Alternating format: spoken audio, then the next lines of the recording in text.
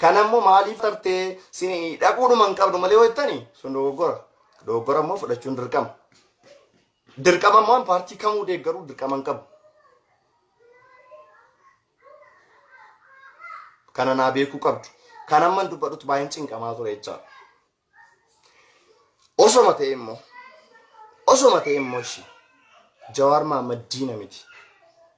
Wallaahi azim Jawaar dhiira. Jawaar Oromoodha. Wallaahi azim Jawaar Oromoof waan baay'ee kafaleera. Dhibba kana qabachuu qabna baay'ee ta'e. Arruma garaagarummaan siyaasaa garaagarummaan yaadaa yoo dhufe nama jibbuu hin qabnu. Please kana barannee deemuudha kan nuti qabnu. Kana baranneeti kan nuti deemuu qabnu. Maal koo aarsaadhaan muka faleera. Waan kaleessa eenyuyyuu jechaadha. Kaleessa Kadir Martuu irratti baay'ee dubbatamaa ture. Waan kaleessa nama tokkoof saba tokkoof bu'aa buuse har'a eenyummaa isa jijjiiruun hin barbaachisu. Eenyullee taanaan jechaadha.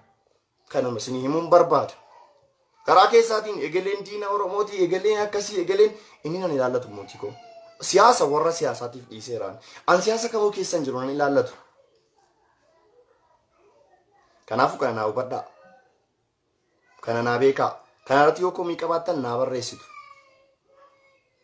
Kana baga naa beektanii.